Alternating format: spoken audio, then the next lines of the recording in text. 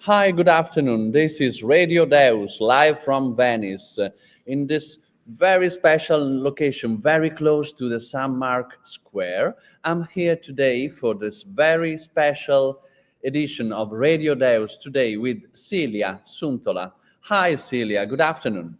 Hi, really nice to be. So I don't know if you remember, but Celia was with us today like a few years ago, and it's a pleasure for me to be here again. So as they say, "Mamma mia, here you go again." No, it was like the round two of. And that's ABBA, that's Sweden. This is ABBA. Sorry, yes. It's Sweden, because Celia is from Finland. Suomi on todella kaunis maa. So. Finland is a really beautiful country. Am I right, Celia? If I said it right? You said it very perfectly. Okay, thank you very much. Thank you. So, Celia Suntola, she works at the GreenCCIrcle University. And first thing first, let's get it started. What is GreenCCIrcle University, Celia? Thank you. So, Southeastern Finland University of Applied Sciences, and from the Creative Industries Research Unit. From there, so tackling with all the questions that we're also talking about today. And what is your role at this university? So basically project manager, and I lead most of our international projects. So trying to think of how we can, within EU and within the global world, work better together on issues that are especially global, like sustainability. It sounds quite ambitious, but we are going to break things down for you so you can follow this conversation. We are going to be live for the whole afternoon until 5:30, and we are going to have very special guests from Venice, from Košice, and from Ireland also, and you will see one after the other. They are going to have a conversation here with me today. So, the reason why we are here today is because of a European cooperation project called GreenCCIrcle, which is financed by the European Union, and namely the Erasmus Plus program. So, Celia, this GreenCCIrcle project, as far as my understanding goes, is to try to put together sustainability and cultural and creative industries. But hold on, because we need to explain what are these words. So cultural and creative industries is the way in which in politics we try to define a group of sectors, including performing arts, visual arts, music, design, architecture, and so on. And since 20 years ago is the way in which the European Union tried to bundle them to produce some sort of policy that can be functional to their development. Have I said it right, Celia? Yes, very well. Right. Actually, I think you said well that yes, it's a sort of almost a political term, because arts and culture used to be just part of life, but we needed to politicize them. So we have culture and creativity on one side, in the shape of cultural and creative industries. And on the other side, we have sustainability. And when we talk about sustainability, in the case of this very project, which is called GreenCCIrcle, it's about environmental sustainability. So let's also explain what is environmental sustainability, because we think we know sometimes, but then are we really sure that we know what we are talking about, Celia? I think that's a really good question. And also the question about what does the creative fields and sustainability fields have to do with each other. So I'll answer these one by one. So on one level, I think sustainability, why it usually is important for creative industries people. Many artists feel very strongly in their heart that they work because of values, meanings in life, and trying to go for that. Sustainability is a really holistic thing. It's not just about putting your paper mug into the recycle bin. It's about thinking more holistically about life, what actually makes life important, and what we could do to aid for a better world. So are we talking, for example, about, I don't know, how to make concert production more green, like with less impact to the environment, for example? Is there something that is? Definitely, those issues are really important, or whether we can do whatever we do in our lives to be more sustainable. But I think the most important question that we don't always like to ask in the Western countries is like, what if I didn't do that? So to make less, make more of less. So it's also part of the issue that I think we should um, think about in our Western countries. So this European project called the Green Circle is a project that you are running from your job at XAMK University as a project manager.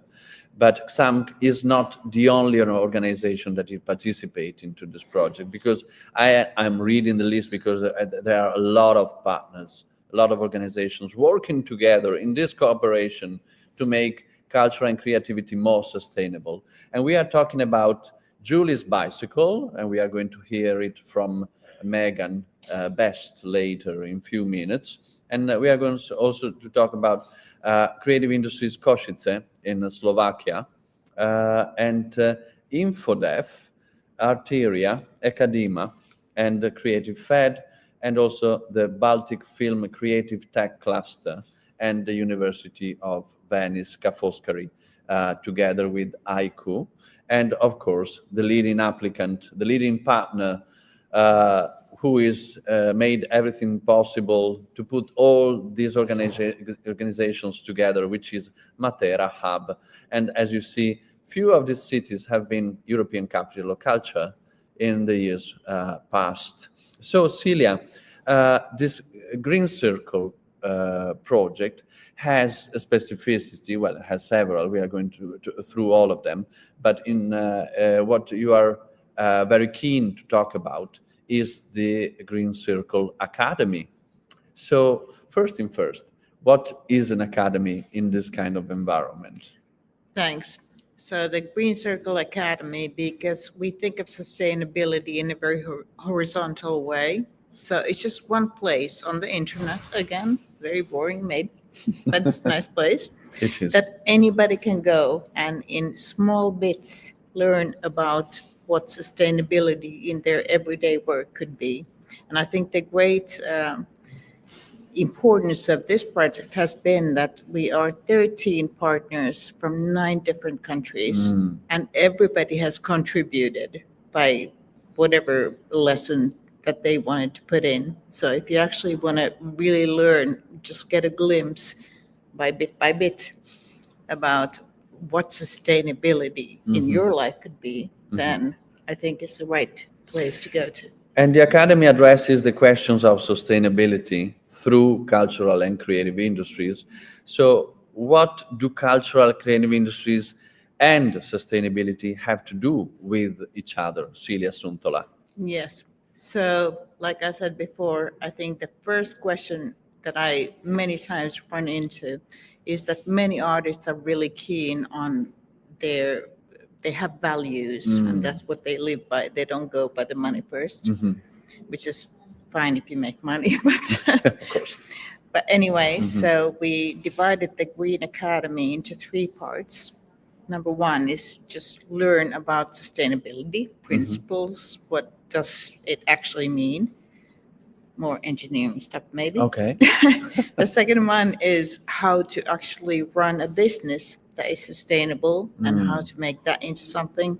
And the number three, which is maybe the sort of height of the academy, is that there are so many keen people about values that, for example, design, strategic design, planetary design, has a lot of good things that other people or other fields could benefit from.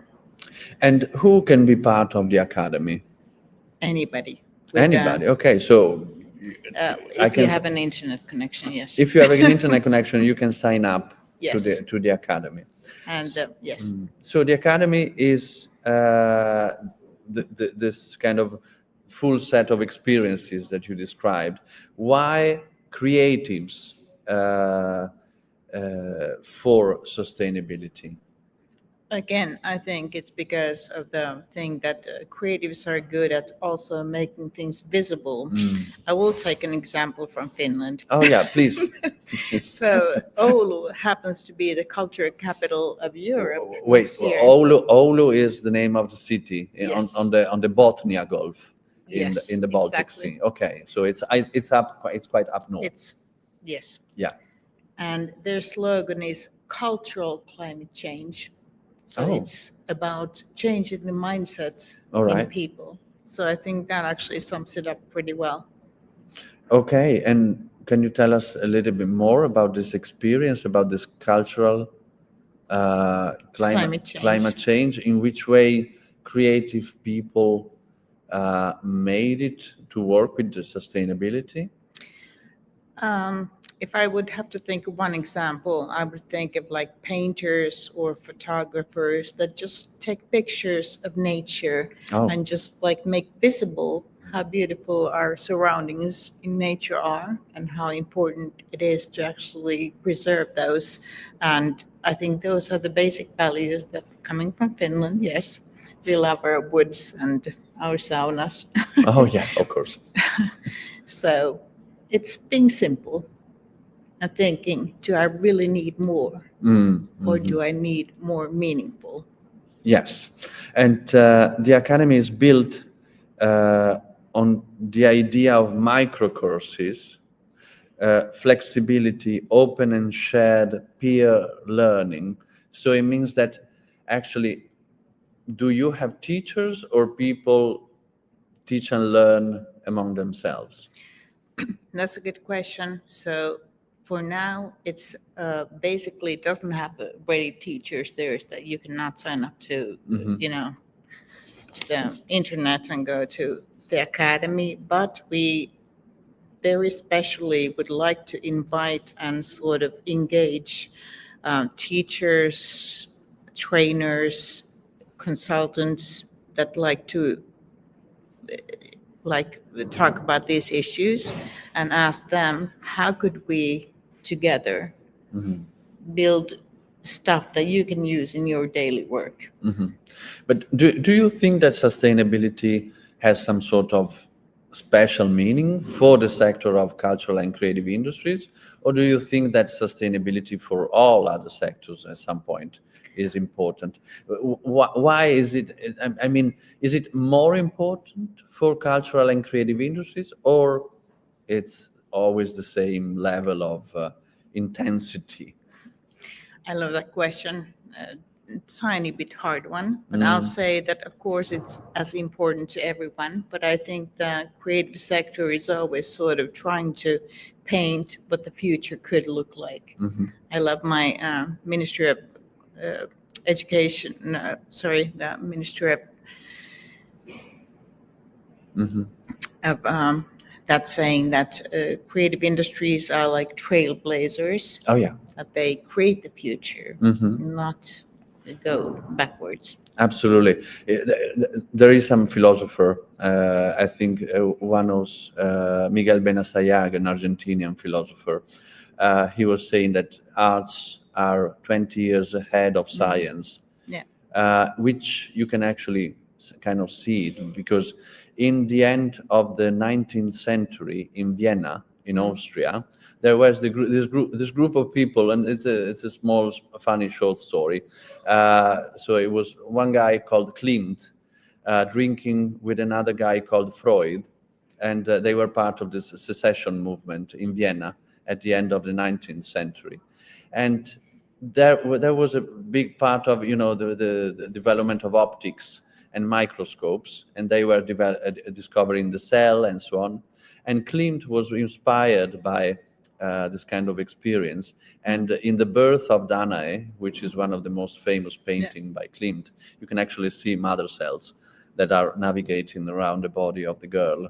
So I would also like to ask you, what have you learned in this situation? Like here in these days, we are on this GreenCCIrcle project, and there is a run of living labs and other activities. So what have you learned from this experience of the living labs here in Venice? Thanks, and I think it's been, like it's always, a unique experience to just meet the people live after COVID or whatever, but to see that we are all people and how much we share in common, despite that I speak Finnish and you speak Italian, we speak English. But yes, so again, we come back to the values and things that art can just make us understand without actually speaking so much. So yes, the oneness and the idea of people coming together for common purposes, meanings, and beliefs. And do you think that there is still, because now European cooperation has been going on for some years, do you think that there is still some interest in sharing experiences from different European countries, or everything is said and done? I don't think it's said and done. I think, like somebody said me from the cultural and creative industries, like it's always about here and now. So us talking today and everybody here being, I think that's what it's about. No, it's never finished. Absolutely. We're living. So do you think that like your sector, your specific sector, in this case, higher education, is facing sustainability challenges in specific, if we go to a broader idea about your work and everyday life, do you think that you are facing sustainability challenges? And that again is a great question. And I would say that I think higher education is in the same problematic sort of a system that sustainability, it's one pillar, when it's about our everyday lives. So I think we need to all face the challenges that even higher education has to deal with sustainability in everyday work, everyday living, everyday thinking. And think about what is the meaning of our lives. Not to end it too. No, of course. But I would like also to know, do you need that cultural and creative industries, as we said, performing arts, visual arts, design, architecture, edition, what do they need to become future-proof in a way, so they can resist the next changes, the current changes, and so on? That's even a harder question. And I would say that I think arts and culture has always been as long as mankind. So it's not going to change. But then again, it's back to the question, what is meaningful for us?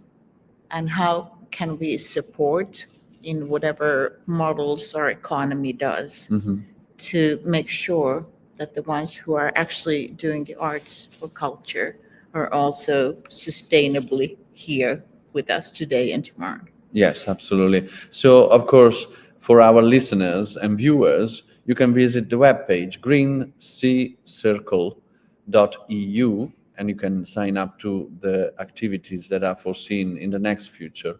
But Celia, would you like to promote the fact of participating to this project? Like, imagine that you are someone not involved in sustainability.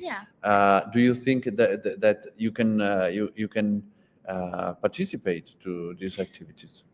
I think that yes, because we're all about people, from the individuals to the groups, societies, countries, nations, and beyond.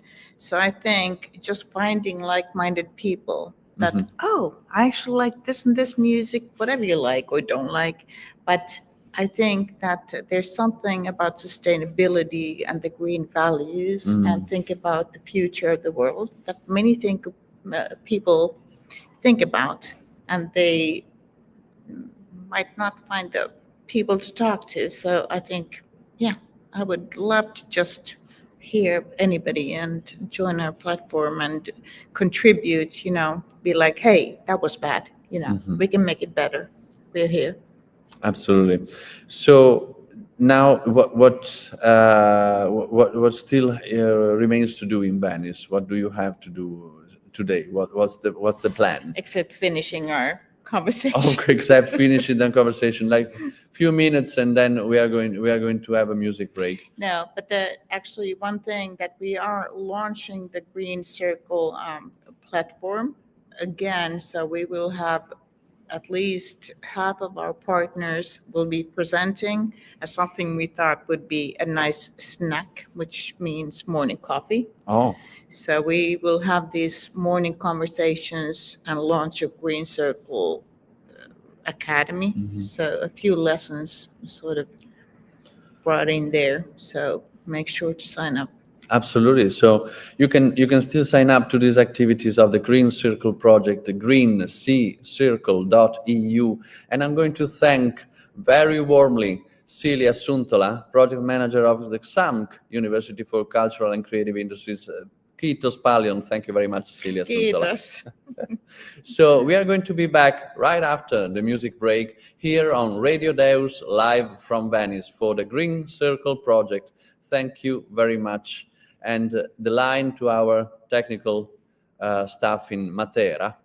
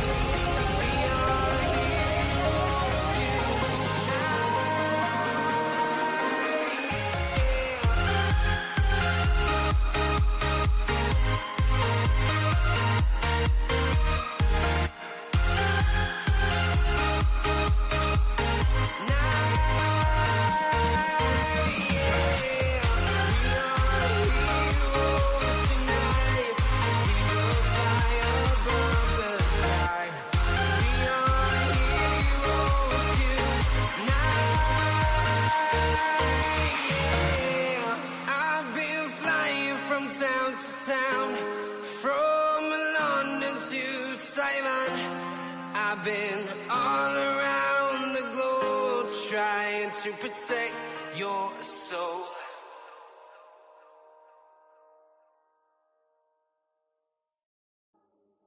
I'm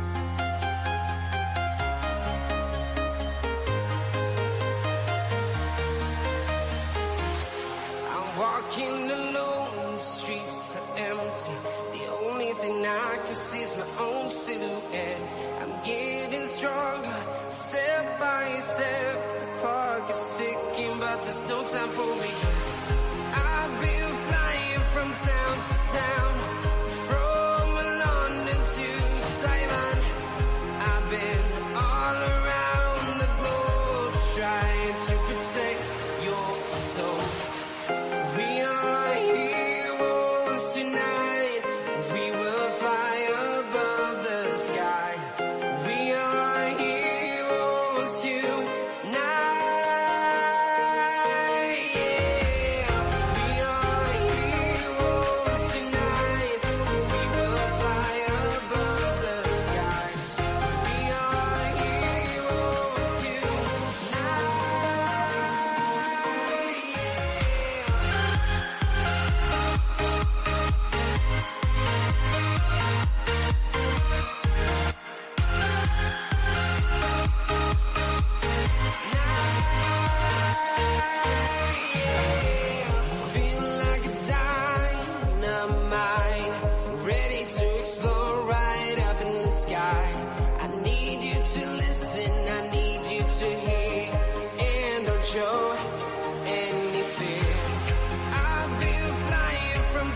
to town, from London to Taiwan. I've been all around the globe trying to protect your soul. We are heroes tonight. We will fly above the sky. We are heroes tonight. Yeah. We are heroes tonight. We will fly above the sky. We are heroes tonight. Yeah.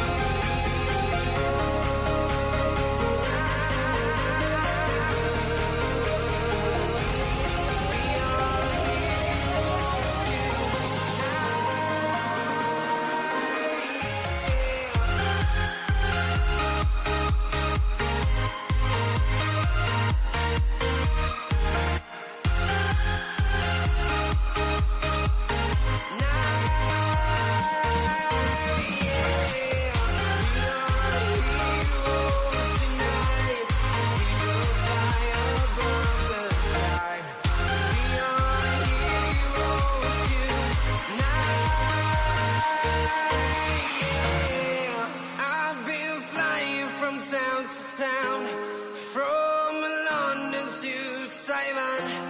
I've been all around the globe trying to protect your soul.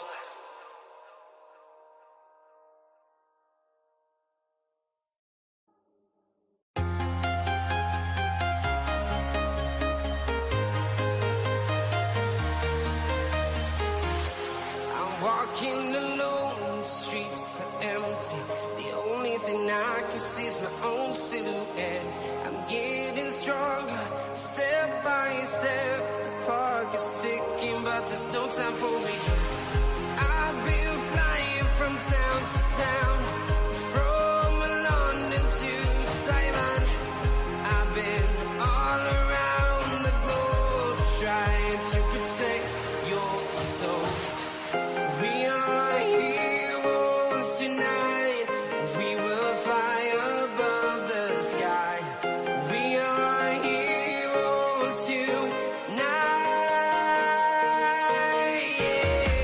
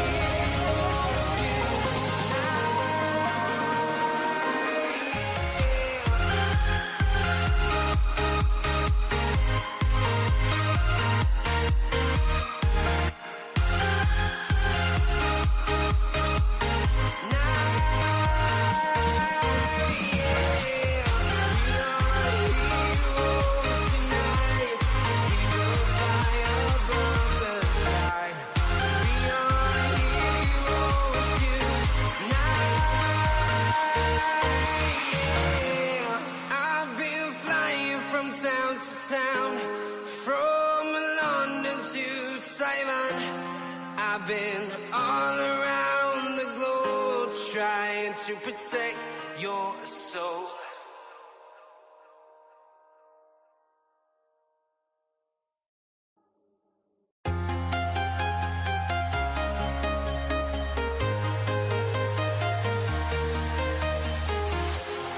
Walking alone, the streets are empty.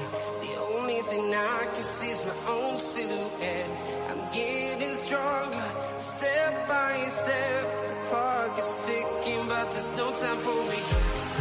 I've been flying from town to town, from London to Taiwan. I've been all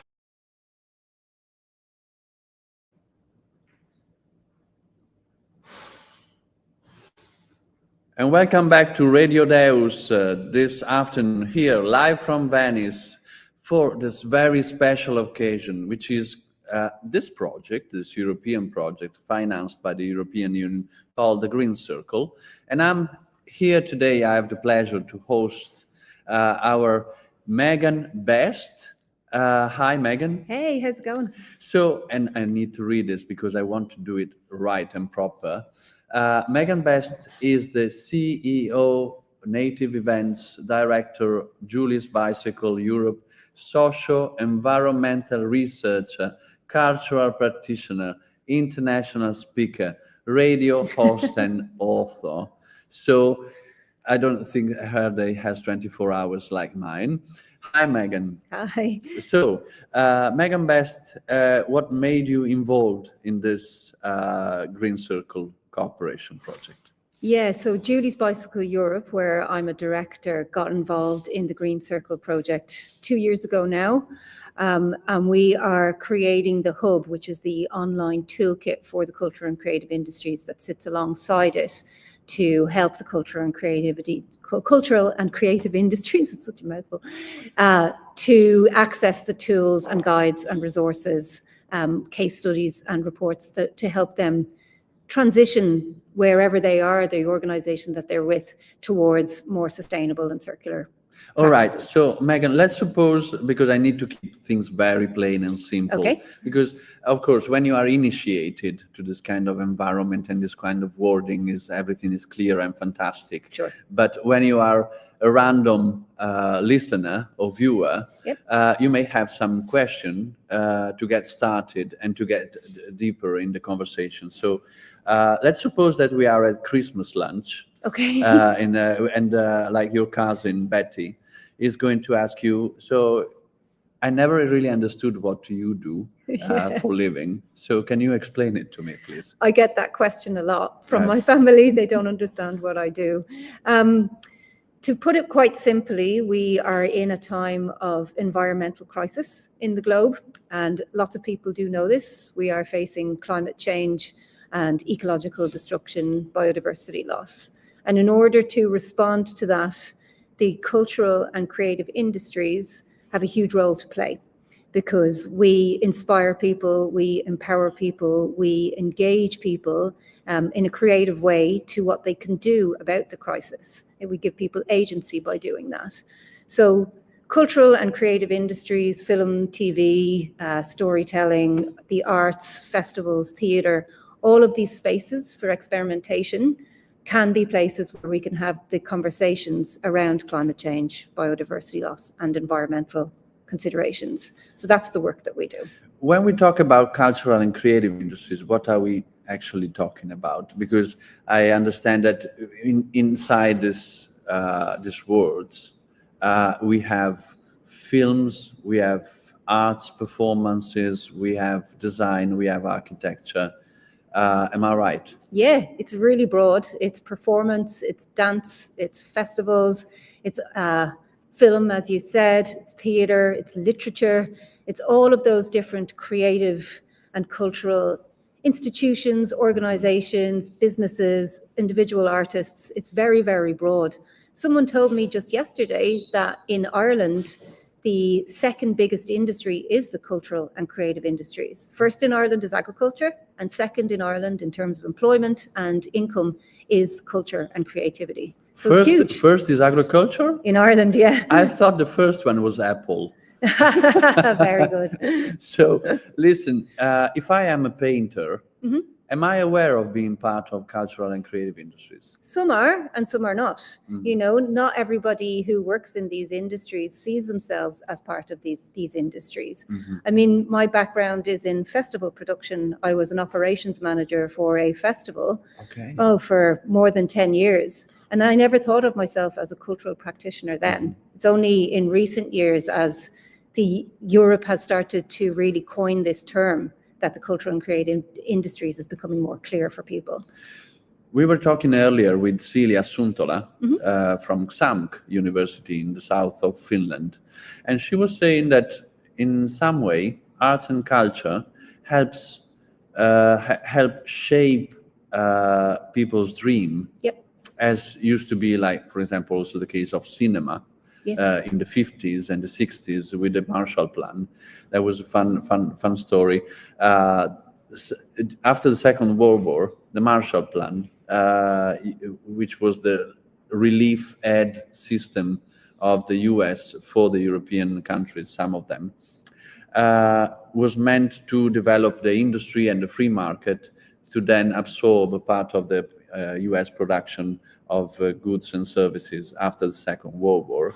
And part of the Marshall Plan was also used to fund US cinema production, to make welcoming environment for American goods and services into the European market. So a lot of those movies with Cary Grant and with Doris Day, they were actually produced by the Marshall Plan to say, okay, we need a washing machine, we need to buy a new car, and so on and so on. So in that sense, we can say that cinema was a tool of some sort of, well, in that case, maybe we can call it propaganda. Yeah. But in today's case, still, we see how powerful is the work of artists to define what we desire, what we value as human beings.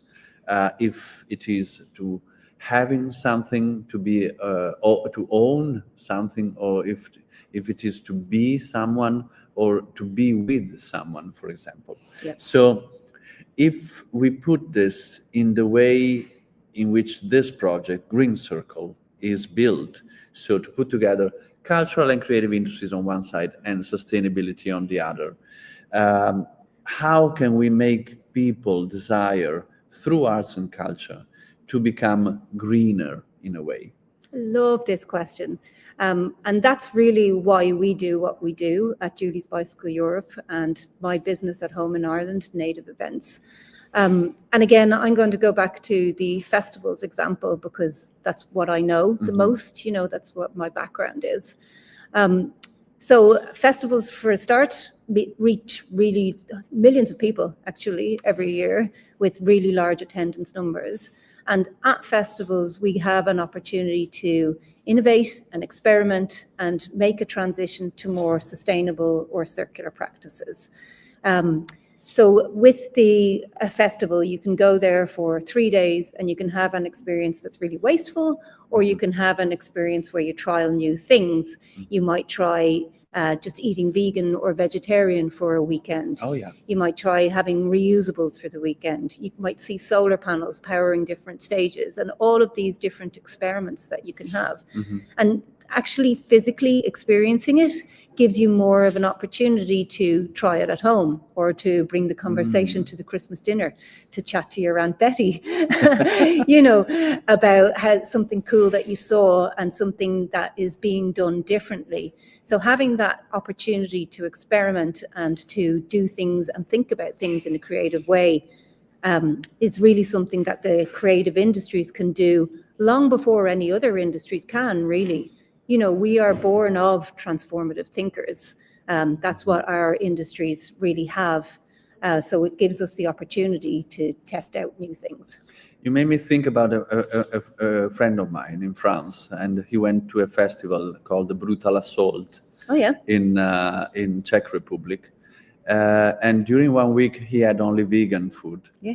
And he came back and said, all right, oh, it wasn't so bad. So I understand that you can like produce in a safe environment Yep.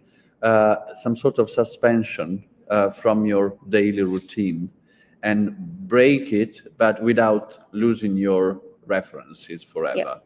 So I think it's quite interesting. When we talk about this GreenCCIrcle hub, I need to dig deeper into this. What is a hub in this case? Okay, this is great. So Julie's Bicycle Europe was responsible as part of the GreenCCIrcle project to create the GreenCCIrcle tool, which is a hub.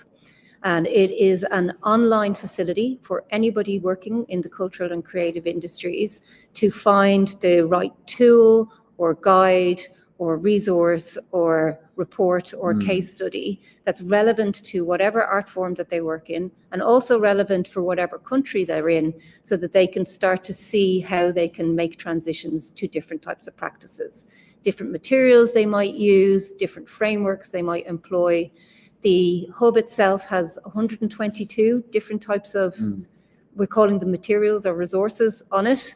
I actually jotted down some notes here. Will I share my notes with you, Boris? I'm Please, prepared, please, guys. please. So on the hub at the moment, we have 6 different courses or training programs that are available. There's 48 different digital tools or toolkits. There's 25 different guides, and these are from all over Europe and some from Canada and the US as well. Okay. And then there's 43 other materials that we've classified as other. So these are reports and case studies and other resource organizations. And the reason that we've done this instead of just creating another carbon calculating tool was because at the start of this project, we had a look at what was out there already, and the creative industries have done quite a lot in this space. I think creative industry professionals are quite connected to the environmental crisis because they're quite sensitive and they can start to see that things need to change, probably quicker, as I said, than other industries. Yeah. So a lot of work has already been done, and we didn't want to just reinvent the wheel. So we wanted to just collate everything into one space so that the creative industry practitioners could find the resources and materials that are most relevant to them quickly. So that's what the hub is. So how or at least half of it. How 48 tools, it sounds a lot like It's a lot. Yeah, like more than Duolingo. So how the hub works? Yeah. So can I sign up to it? Do I have to pay for it? Why should I do it or participate or Yeah, no, there isn't a registration. You don't need to sign up. It hasn't been launched yet because we're still building it and testing Okay. it. So it will be launched next year, but it will be free to use for anybody. So it's just there as a resource. And the nice thing about it is it has all of those guides and a library essentially of all of those things that we update regularly. And if anybody here who's watching or listening has more guides or anything that they want to contribute, please let us know. But yeah, there is also some templates and a stakeholder mapping tool in there. And this is the piece that we're the most excited about. Over the years in doing this work, I am a sustainability change facilitator, which is a big mouthful, really. But trying to push for change in the creative industries, you have to work with lots of different stakeholders, and you have to do it at the right time so that you can gather the data that you need in order to be able to create a sustainability strategy or do a carbon footprint assessment, whatever it might be. All right. And we discovered over the years that the most important tool really is empathy and listening for a facilitator. So helping people who are doing this kind of work to find the information that they need and engage the other people that they need to talk to is a really tricky piece when you're learning how to do this. So that's why we built the hub in the way that we have. There's workflow templates, there's data gathering templates, there's a communications toolkit, but the really fun one is a stakeholder mapping tool. So you can go in and you can see all of the different people who work in the creative industries and what their influence is and how they're connected to each other. And that helps you to map out the projects that you need to do.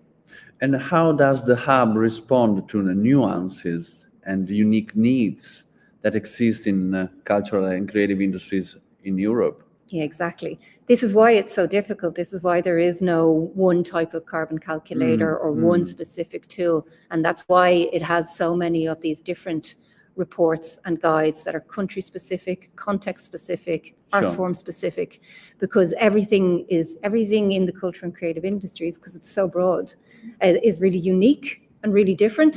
So it has something for everyone, and then it's got a really easy way to filter things down and search through it so that you can find the information that you need. During these days here in Venice for this Living Lab sessions of the GreenCCIrcle project here, did you have some good insights for this kind of reflection that you are running collectively with your project partners from all over Europe? Did you have like a eureka moment saying, okay, oh, this is it, this is what I didn't understand, or I never considered this problem from this angle? Yeah, I've had a few actually, which always happens when you get people who are thinking along the same lines and engaged in the same issues into a room. And it's really nice to have that at a pan-European level, and to hear from all of these different areas and spaces across Europe. But there was one yesterday when one of the project participants was talking about biomaterials and what they've been exploring there, because the materials and the materials choice is so important in this industry, and so much of it is fossil fuel or plastic based. So to hear about people who are exploring new ways of looking at materials and different materials that they can use, and I can bring that now back to Ireland and start trying to push people along in those directions with the projects we're doing. And then today we did a stakeholder mapping exercise, but actually a physical one. And the result from that was really interesting, because we discovered that through that, one of the most influential people on a project is the data analyst. Not necessarily the person who has the budget or the purse strings, but the person who can pull together all of the information to give you a good evidence base when you're trying to make the transition to sustainability. So this hub for the GreenCCIrcle project, of course, we are witnessing to part of it here in Radio Deus, live from Venice today. We have a toolkit in the hub. Yeah. What is a toolkit? So the toolkit consists of all of those different templates that I was talking about, because when you're starting out and you're trying to engage lots of different people in different ways, the tool isn't really about how you crunch the data or the numbers. The tool is more about how you talk to people during the workflow process. So for example, if someone is about to go on tour and they want to try and make decisions around their touring that has less environmental impact. So you need to find a tool that can help them compare different ways of doing that. But you also need to speak to them at a specific time, literally just before they start planning the tour itself, so that they can maybe research different venues to go to. They can look about whether they can afford to spend longer in travel, or if they can afford to take ferries and so on instead of planes. If they can look into having caterers that offer vegan and vegetarian food or lower packaging on their tour. So it's about understanding who all of the different stakeholders and networks are, and when to speak to them and how to speak to them. And that's what that toolkit and those templates helps someone to do. So do you think that there is an actual added value in doing this together with other European partners instead of doing it with local Dubliners? Definitely. Like what? Why European collaboration matters? But this is why it's so exciting, because a lot of creative industry people do have to travel for their work. You know, a lot of artists get recognition abroad before they do at home, or when they do get recognition abroad, it gives them more elevation at home, you know. So working with European partners gives us a better understanding of what's happening everywhere else. Going back to that example, if people are going on tour, it's much easier to recommend that they go to a specific town or a specific place, or link in with other people who care about these issues and can help them make better supplier choices on the ground. It has to be European-wide. The only way that we can do this is by working together on a global level, because we are a global society now. You know. And do you think that your sector is facing challenges when it comes to sustainability right now? I think every sector is. Yes, yes, absolutely. Okay. I mean, a lot of the work that we do is, I mean, it's across a lot of different art forms. Julie's Bicycle Europe and Native work in loads of different places. And there are varying levels of skills, knowledge, expertise in terms of making the transition. Some of it is quite technical. I mean, even some of the things we've been talking about here, Boris, are quite technical, you know. Yes. And in making those choices. Some people are very resistant to change along the supplier network, so that makes things more difficult. And also, some of the supplier networks struggle to invest in new equipment. They struggle to move from the equipment that they use. Generators is a really good example, because they need to be sure that the market will support that. So the changes that need to happen, which is the same for every industry, but the creative industries kind of has multiple touch points. Yes. The changes that need to happen need to come from the top, from policy level, from the bottom, from individual artists and practitioners, and from the middle, from the organizations. Everyone, everywhere, all at once. And as part of this GreenCCIrcle Fortune group that you are running these days here in Venice, have you learned something specific from other countries? Do you have an example, like from a person of that country? I've been learning this thing. Yeah, like I said earlier, the biomaterials piece is really interesting. That's one of our partners from Estonia, and the work that they've been doing there, the research that they've been doing there has been really interesting. The work that's happening here in Italy is really interesting as well. Have learned quite a lot about Venice. I've never been here before.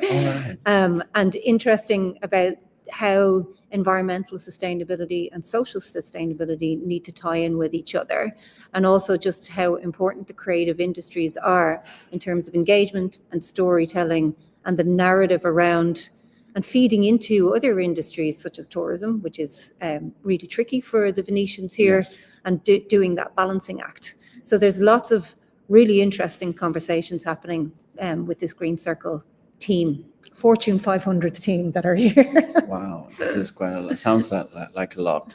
So what do you think CCIs, as in cultural and creative industries, need to become future-proof? Oh, everything, really. More support for more projects like this. The opportunity to knowledge share.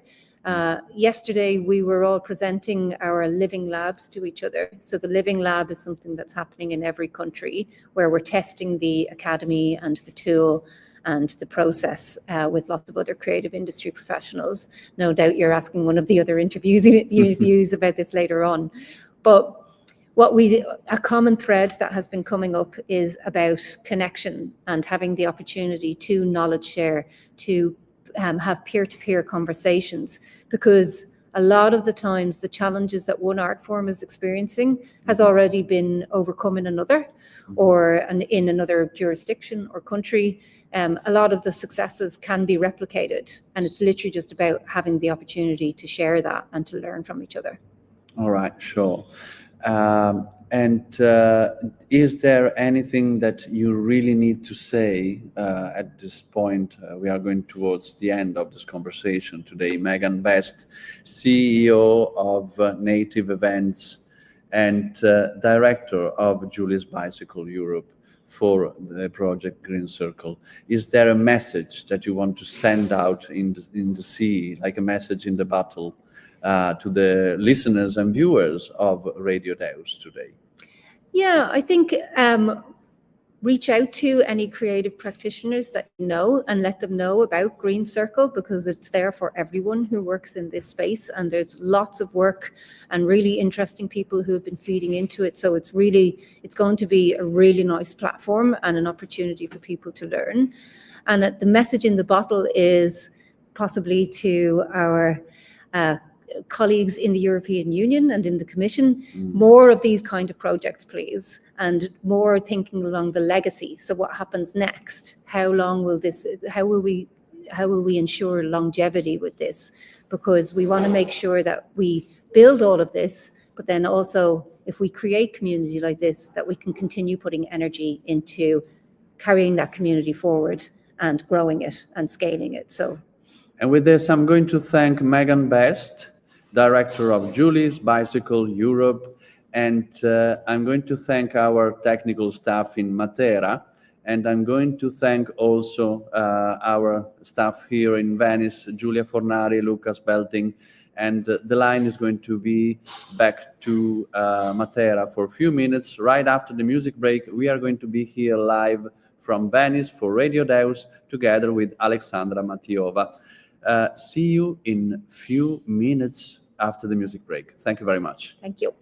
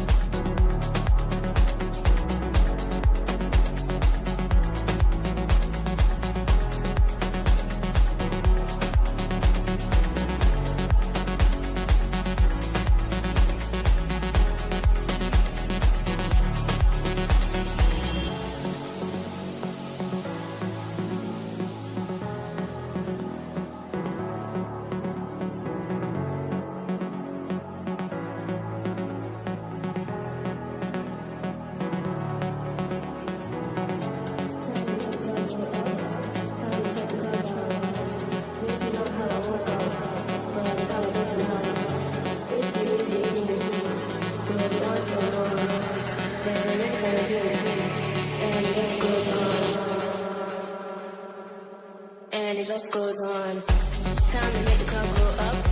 Time to shut the crowd down. This is not how I woke up, but it's how I look now. If you leave with me, we'll be on till morn. Then we rinse and repeat. And it just goes on. Time to make the crowd go up. Time to shut the crowd down. This is not how I woke up, but it's how I look now. If you leave with me, we'll be on till morn. Then we rinse and repeat, and it just goes on. And it just goes on. And it just goes on.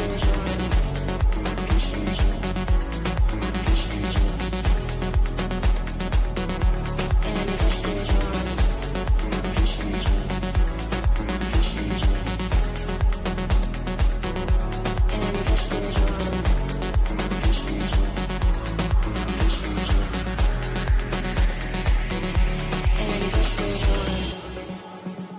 And it just goes on. Time to make the crowd go up. Time to shut the crowd down. This is not how I woke up, but it's how I look now. If you leave with me, we'll be on till morn. Then we rinse and repeat, and it just goes on. Time to make the crowd go up.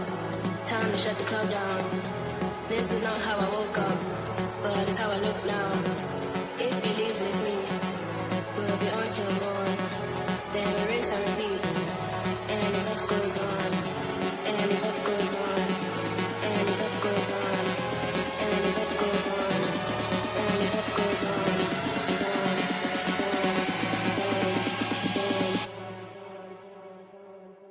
And it just goes on. Time to make the crowd go up. Time to shut the crowd down. This is not how I woke up, but it's how I look now. If you leave with me, we'll be on tomorrow. Then we rinse and repeat, and it just goes on. Time to make the crowd go up, time to shut the crowd down. This is not how I woke up, but it's how I look now. If you leave with me, we'll be on tomorrow. Then we rinse and repeat, and it just goes on. Time to make the crowd go up, time to shut the crowd down. This is not how I woke up, but it's how I look now. If you leave with me, we'll be on tomorrow. Then we rinse and repeat, and it just goes on.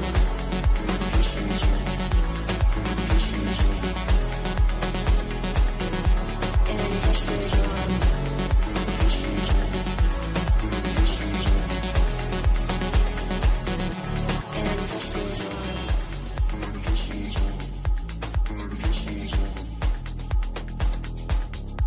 And it just goes on.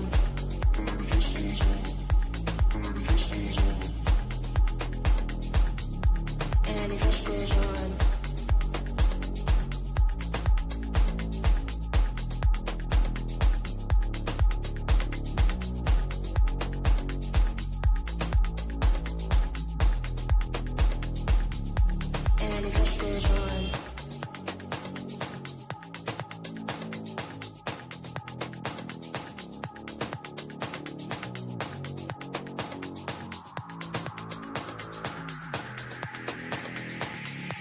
And it just goes on.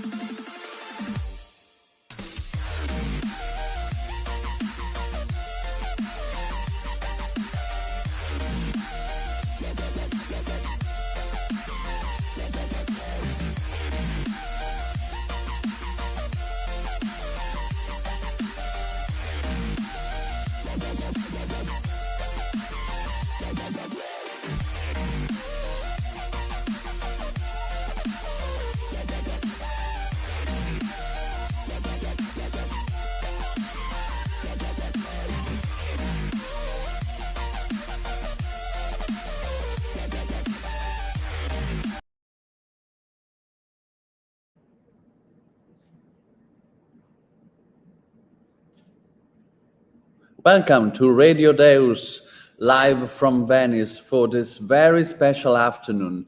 And I told you it is going to be very rich of contributions from our guests here in Venice, because we are at this location, because there is a European project, European cooperation project called GreenCCIrcle, and it is about sustainability and cultural and creative industries.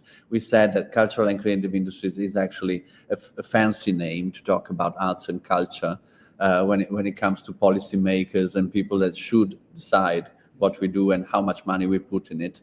And on the other side, we talk about sustainability, especially environmental sustainability. So how to contribute to the Green Deal of the European Union. Do you remember the Green Deal? Some years ago, we used to talk about it. It was something that was shaped in 2019 with the idea to go towards a net zero environment in Europe and to reach carbon neutrality by 2050. Of course, a lot of things happened since then, but some initiatives of the European Green Deal are still alive, and the GreenCCIrcle is part of it, is financed by the Erasmus Plus project. And in this session, I'm going to interview Alexandra Matiova. Hi, Alexandra. Good afternoon. Hi, Boris. So Alexandra, she is a senior project manager at GreenCCIrcle, which is Creative Industries Košice, a city in Slovakia. And she's part of this project because her organization is in the partnership of the GreenCCIrcle. So Alexandra, can you tell us first thing first, something about you and about your city? Yes, sure. So once again, good afternoon. I am a part of a Creative Industry Košice team for 12 years, so I'm really a senior one. And the city is at the eastern part of Slovakia, and we are lucky enough that we have the legacy of bringing or implementing European Capital of Culture project back in 2013. So we had a chance to pilot test the different approaches to the current topics that are happening within the cultural and creative sectors, as well as being at, let's say, the safe environment while testing things very connected to the city needs. And we are happy to have a very good cooperation with the city administration. So that's why we are also, we're very happy that we can be a part of this partnership to bring more of sustainability issues. That's not, let's say, the priority number one in Košice within the cultural and creative sector. When we talk about creative industries in Košice, are we meaning all of them? I mean, design, architecture, performing arts, visual arts, and so on? Or maybe some of it's a little more important, a little bit more present in Košice? Yeah, let's fix to the more present because all of them are important. I mean, there is like huge amount of versions of it on the different levels that they are, but I think that a lot of them are underrepresented and represented. But they are there, and we had the strong cooperation within the sector coming up from the history and the branding that European Capital of Culture brought. But being in a city that has 250,000 inhabitants, it's not like such a huge number. So yes, that's it. All right. And do you actually see when you go in Košice that there is like a lively cultural scene when you go out during the night, or when you walk in the streets during the day? For the people that never went to Košice, and maybe they are thinking about next summer holidays or something. Well, there are many active communities, especially with media arts. We have become, naming Košice, city of Košice has become a part of UNESCO Creative Cities Network, and we are part of media art sector. So we are focusing a lot on how media art can develop the city and help not only with the promotion, but the media arts is a type of art that's dealing with data. And that's very interesting how we can visualize the data and use it in the form of art. So we are working a lot with Technical University, with Faculty of Arts, also involving the students, the teachers, to involve them in also in GreenCCIrcle project to be on site, on our side, in terms of sustainability. All right, and we shouldn't forget that Košice is quite close to the Ukrainian border. Yes. And at the beginning of the Russian invasion in Ukraine, you had you have been quite good in dealing with the flow of refugees, and in addition, you had also some projects in which was targeting and helping Ukrainian refugees in Slovakia. Am I right? Yes, yes, you are. But you know, most of the time we are just transitioning country.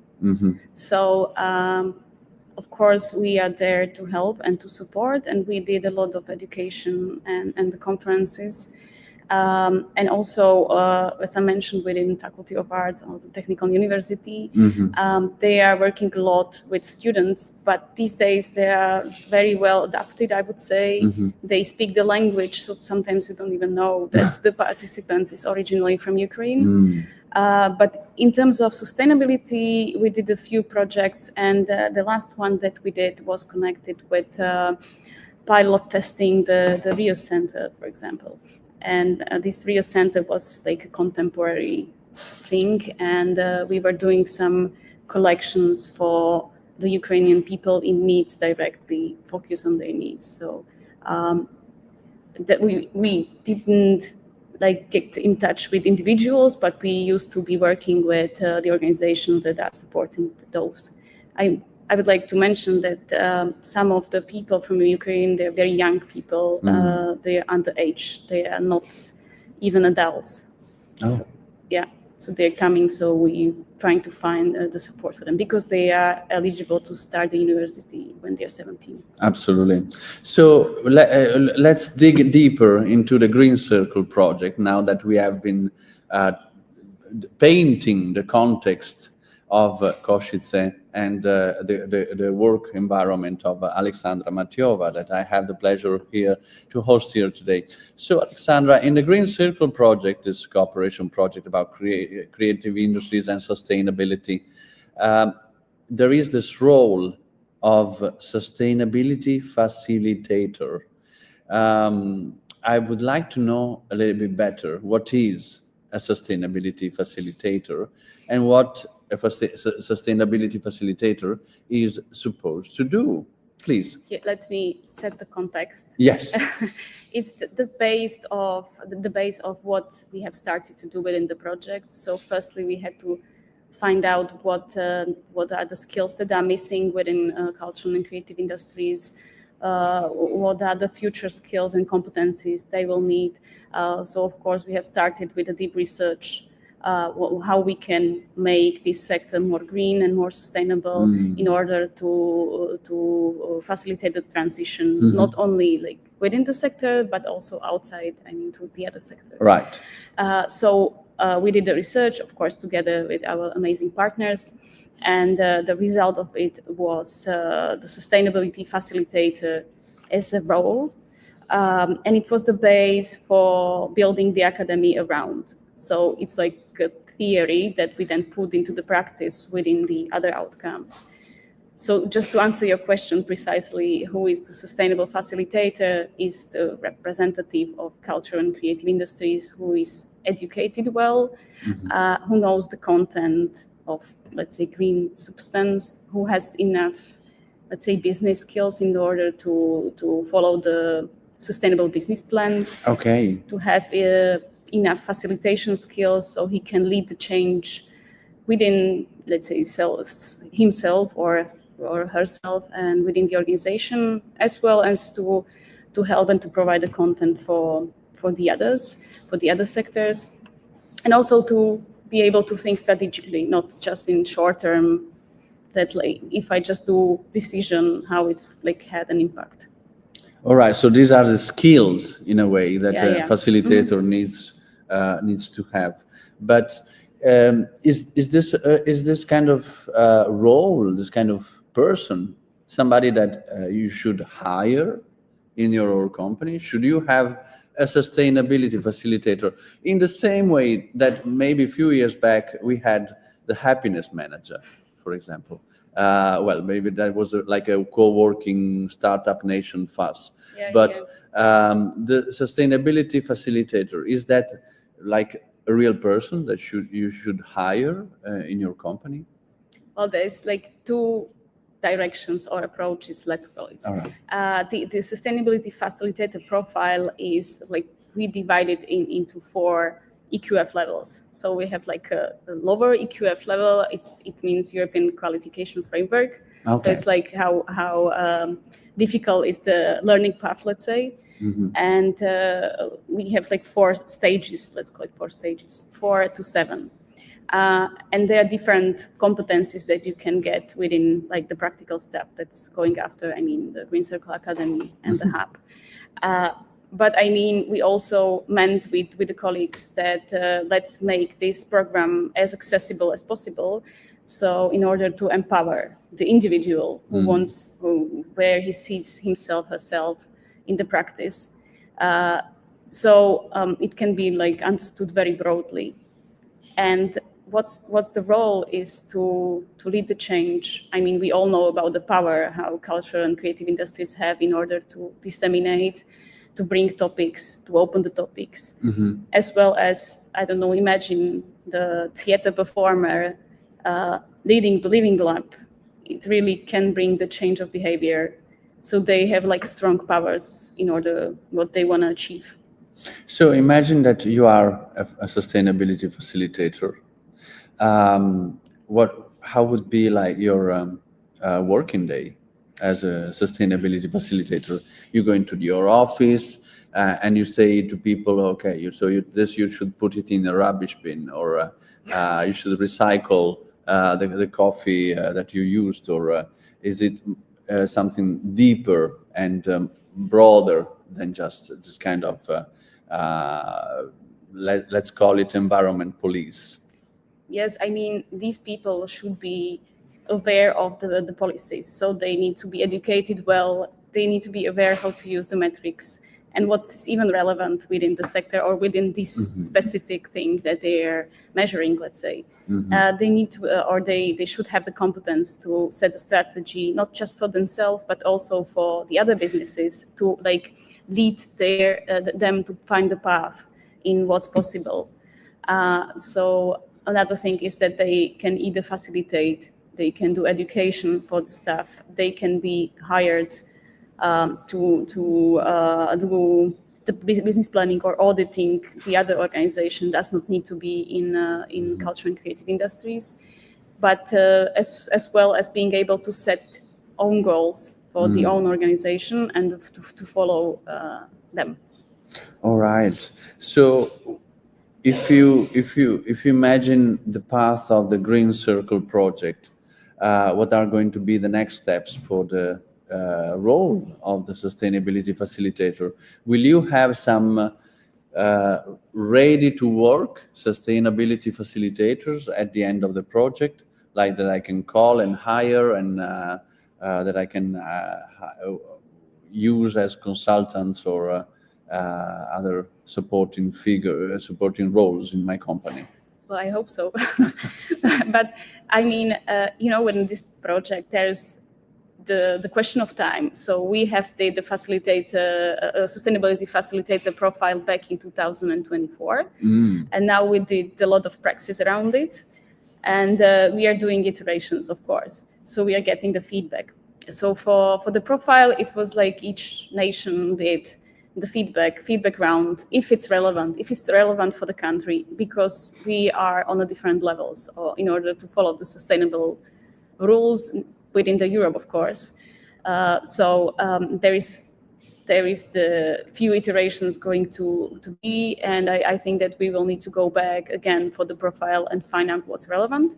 And it's quite obvious that it's not going to be the same issues that we were dealing with in 2024 that we have been dealing in 2026.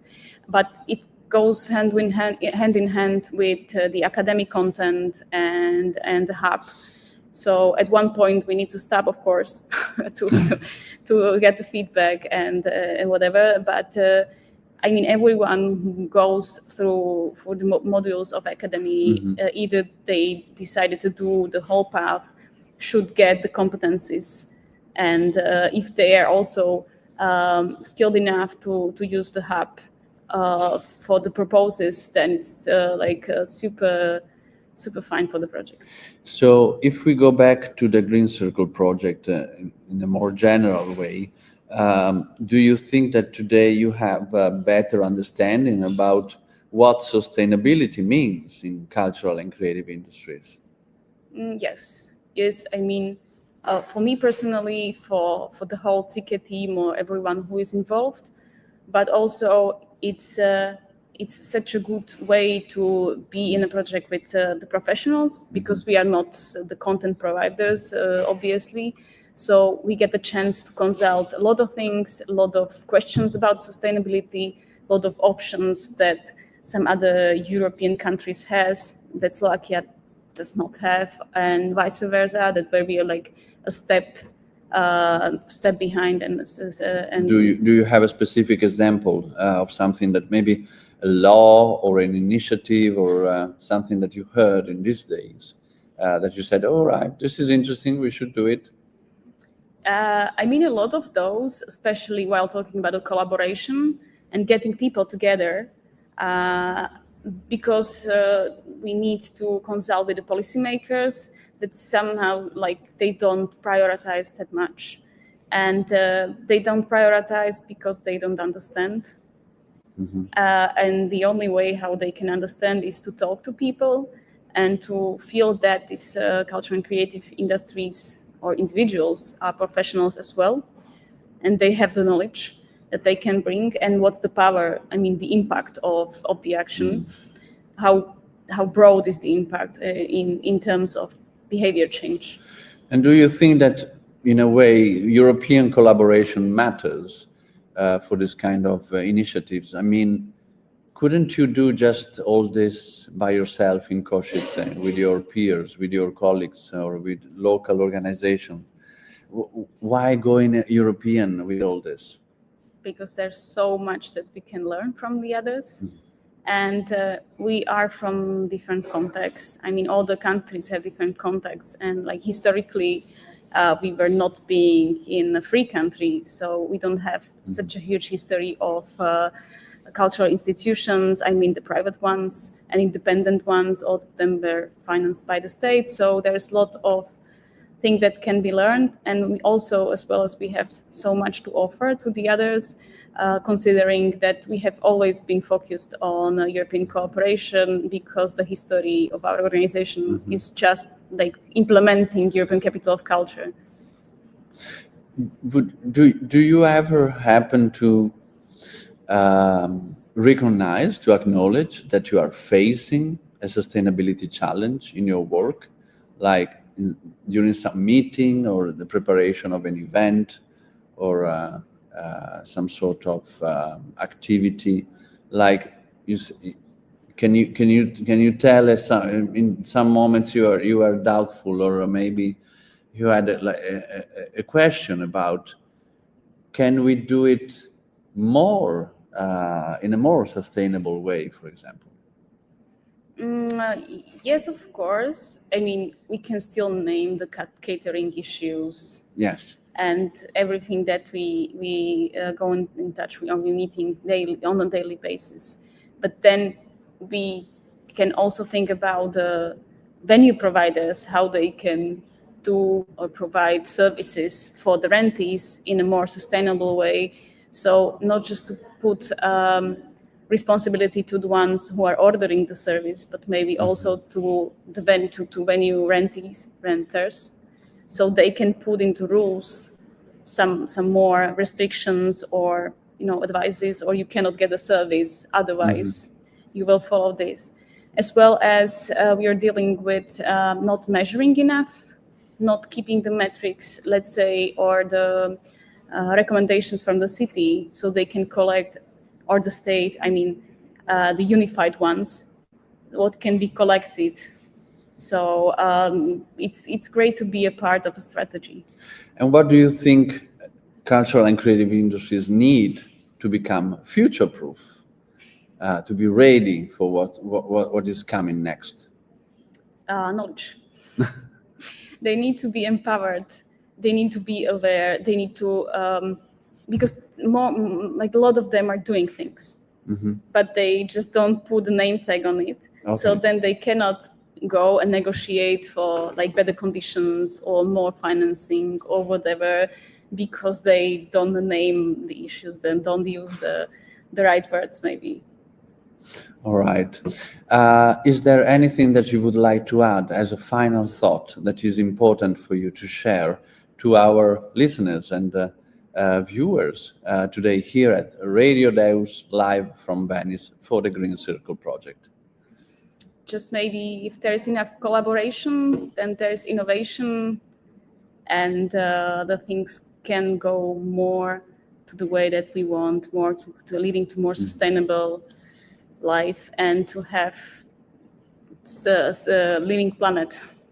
Absolutely. Thank you very much, Alexandra Matiova, Senior Project Manager at Creative Industry Košice in Slovakia. And this part was related to the role of sustainability facilitator. You can find all these informations on the website of the project, which is, and I read it to be sure that I got it right, GreenCCIrcle with double C, GreenCCIrcle.eu. And thank you very much, Alexandra. Thank you. So this is Radio Deus, live from Venice today for the GreenCCIrcle project, a cooperation project led by Matera Hub and financed by the Erasmus Plus program. And we are going to be live again right after the music break together with Anna, Chiara, Carlette. This is it. Just a short music break and we are going to be back soon. Thank you very much. Thank you.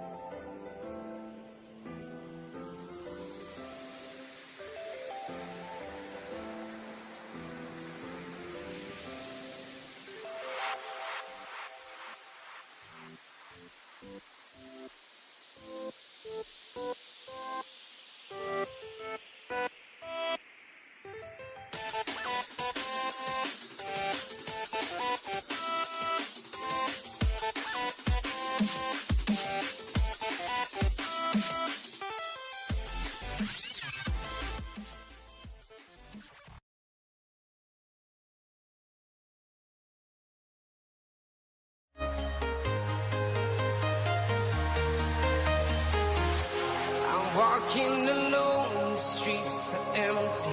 The only thing I can see is my own silhouette. I'm getting stronger, step by step. The clock is ticking, but there's no time for regrets. I've been flying from town to town, from London to Taiwan.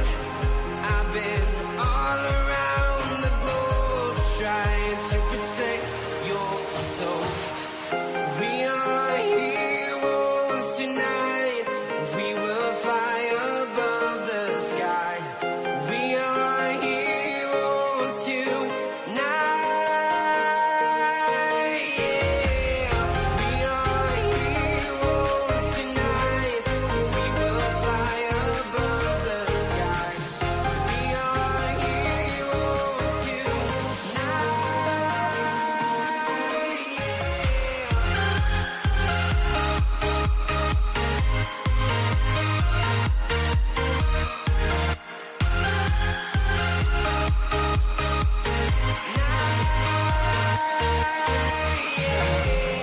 Feel like a dynamite, ready to explode right up in the sky.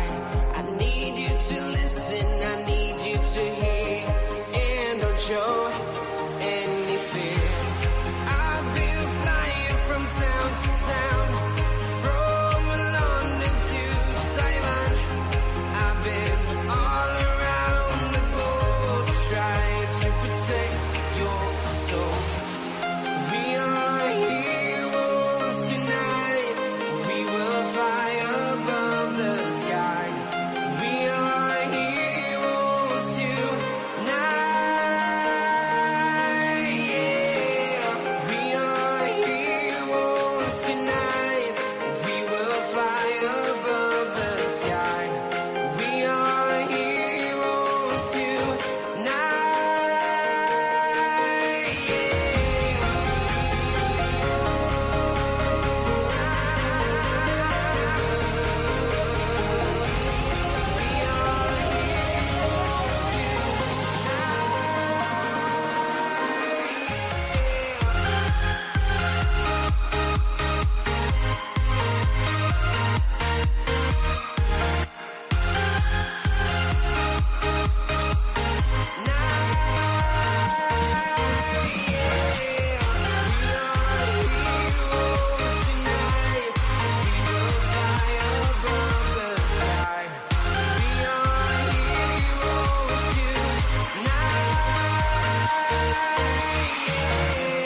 I've been flying from town to town, from London to Taiwan.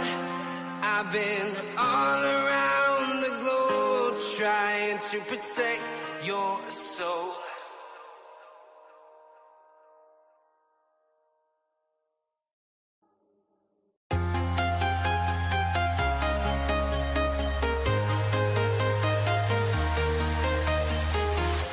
I'm walking alone, the streets are empty.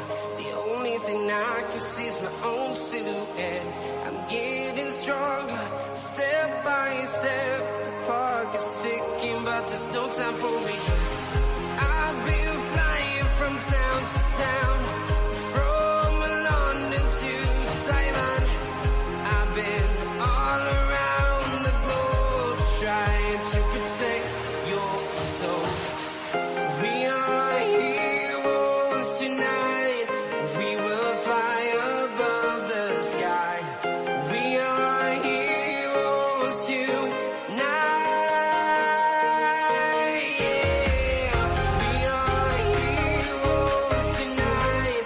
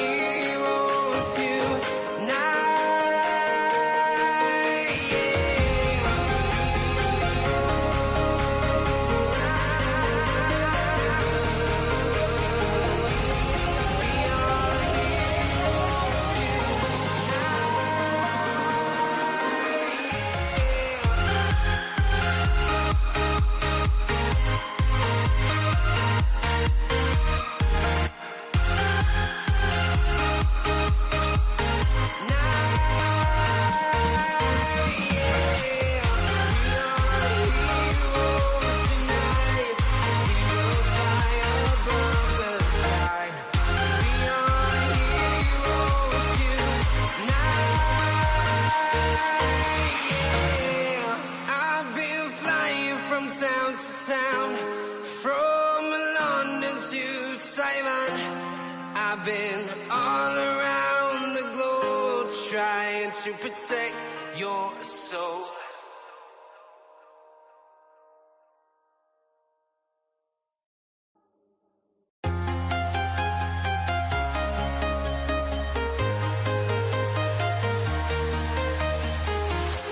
I'm walking alone, the streets are empty. The only thing I can see is my own. And here we are again, Radio Deus, live from Venice, for this special edition for the European project called GreenCCIrcle. And I have much pleasure to introduce you to Anna Chiara Carlet. Hi, Anna Chiara. Hello, everyone. Good afternoon, Anna Chiara. So you are here today because you are the cultural and sustainability, and I read it to get it right, cultural sustainability and accessibility researcher and the project manager at ICU. So you work here at ICU. Can you tell us a little bit more about you, your role, and what is ICU, please? Yes, of course. Thank you. Yes, I am a researcher at ICU Center, that is a center of Ca' Foscari University and about art, industry, and culture, so the name ICU. And I work there since, I think, 2 years ago. So it's some time that I'm there. And I started by mapping places, cultural places in Belluno zone in Veneto region. And then I finished working in sustainability field with this project, in particular GreenCCIrcle project. That for me is very interesting and important because it represents an important step for cultural organization in sustainability, and that gives also them the possibility to speak about it and to imagine how they can drive it in their sector, and understanding also the challenges that they can face. And I hope that we can also help organization to do this. And yes, I say I am a researcher and project manager because at ICU we don't just make like research, like academic research, traditional, you can say, but we are very involved in practice, and we like to do this kind of research that means also to use practical tools and also design thinking methodology, for example, or speaking with people, understanding their needs and what they want to share. So I like a lot working. All right, here. and when you say Belluno, you mean the city up north, close to the border with Austria? Am I right? Yes. Okay, so let's set put some clarity in the wording that we are using, because we talk about cultural and creative industries. What do you mean by cultural and creative industries, Anna Chiara? Cultural and creative industry is an ecosystem that is very interesting because it brings, I think, a lot of points of view inside. And because also working in cultural and creative ecosystem means to have different roles in the same organization, but also have different typology kind of work. For example, a manager is very different from a craft maker, for example, but both are inside creative and cultural industries. So it's very difficult at the beginning also for me to find a common language between these cultural sector. And I think that, for example, these events like these European Living Labs, but also the possibility to create new networks and activities together can be helpful also because we can share the different knowledge inside this industry that is very different. So I believe that innovation can arrive only when different perspectives are joined. And so I'm very happy to conduct and have organized with my colleague Anna Battistella this European Living Lab, because this was this is for us very important. Also to understand what cultural and creative industries are. Absolutely, and greetings to Anna Battistella, wherever she may be. So sustainability, when we talk about sustainability, in the case of the GreenCCIrcle project, do we mean only environmental sustainability specifically, or are we talking about also social sustainability or other kind of impact measurement? Yes. You know that sustainability is made from different parts. So we can say that there is the environmental point of view, but also the social point of view that is very important, but also the economical point of view. So we can say that sustainability cannot be total, in my opinion, if we don't consider all these aspects of it. We can say that GreenCCIrcle is focused primarily on the environmental sustainability, but it's very important also when you speak about it to speak about the other two aspects of sustainability. So in my opinion, it's impossible to speak about environmental sustainability without speaking about social and economic ones. So at the end, what we are understanding doing these living labs, and in particular this one, is that people have different perspectives about sustainability and also different starting points about it.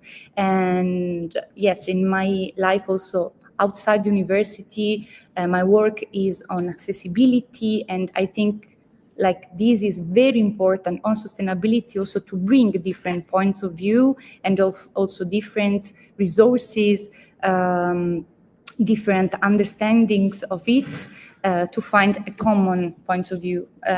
So yes, this could be my answer to your question. Right, so GreenCCIrcle is a project that is running from 2024 to 2026, and it's financed by the Erasmus Plus program of the European Union, and it's led by Matera Hub, and the consortium is made of several organizations, of course, the University of Samk, for example, Julie's Bicycle, we had Megan Best today here with us, CICE, Creative Industries Košice, we had Alexandra Matiova today with us, and Arteria, Infodef, Kadima, Creative Fed, Baltic Film Creative Tech Cluster, and your organization, ICU, at Ca' Foscari University in Venice. So what is the role of ICU in this partnership, in this group of organizations working on sustainability inside cultural and creative industries? Anna Chiara Carlet.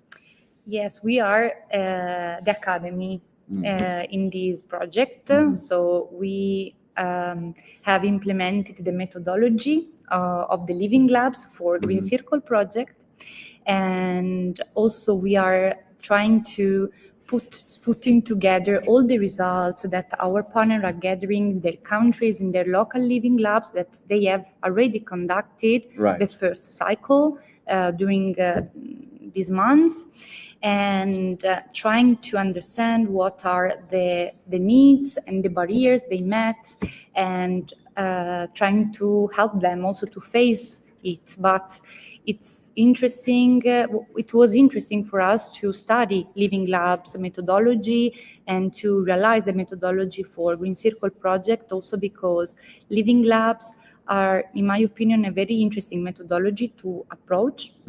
Also because they started like in the technologic field, in the technical field, like in USA, and then they expanded to the cultural organization and to architects, to urban cities, to cities, to co-design in general. And it's very interesting to be used for this project because they permit to create new ideas and new solutions, also because we have different stakeholders involved. So in living labs we have, yes, of course, the cultural and creative organizations and people who work inside, but also we have policymakers, for example, and we have researchers like us. So it's very important to observe also during this process, and citizens. So it is a very multi-stakeholder approach that we are trying to make more flexible as possible for everyone. I'm going to stop you here because when I hear multi-stakeholders, I'm not sure that everybody, and especially our listeners and viewers, all of them are able to understand. So can I have a living lab with my sister and my grandma at home at Christmas? Yes. Or do I need to have a special situation with stakeholders? Yes. As I was saying, we are the academy in the project, so we speak maybe like a deliverable should speak. But yes, you can. And also in the academy that I think Celia presented before. Celia Suntula from the University of Southeastern Finland. Yes.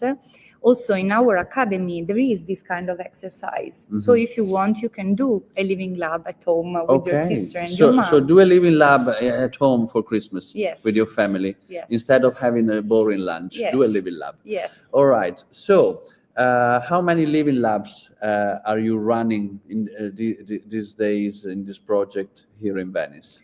Okay, yes.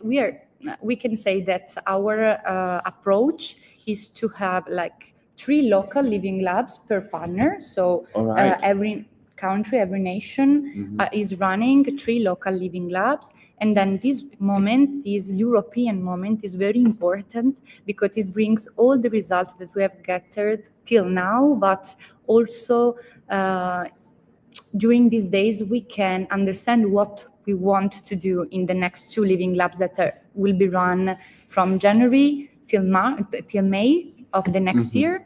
So also if somebody that is listening is interested in participating can do it. Sure. And this is a real call to action. So please come to our local living labs. And I think that these moments where we can meet and share visions and understand better is very important for the project. So where do I find the living lab? Should I visit the website GreenCCIrcle? Yes, GreenCCIrcle.eu to know where the next living lab is going to take place? Yes, and also the Instagram account of GreenCCIrcle project. Okay, fancy. We have an Instagram account. Yes, we have an Instagram account, so you Green can follow Circle, us. always double C? Yes, double C. All right. Double C, like CCIs, of course. Okay.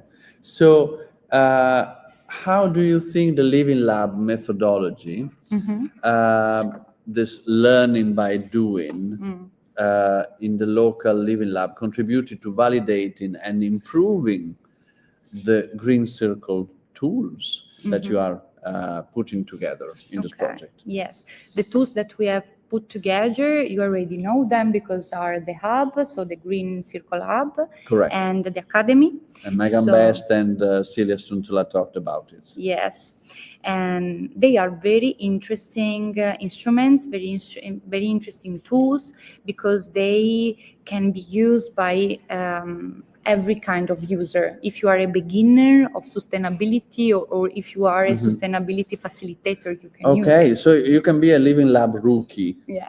Okay, all right. Yes, and it's like karate. I have the white belt or the green belt, I'm the brown belt living lab facilitator. Yes, perfect. Okay. Yes, and then the black one is the last one. Of course. Yes, and yes, the methodology is a methodology that is very flexible. We call it 5+1 because we have 5 phases in this methodology that comes from understand who the stakeholders, so the participants of our living lab are, till finding a solution. But the +1 is very important.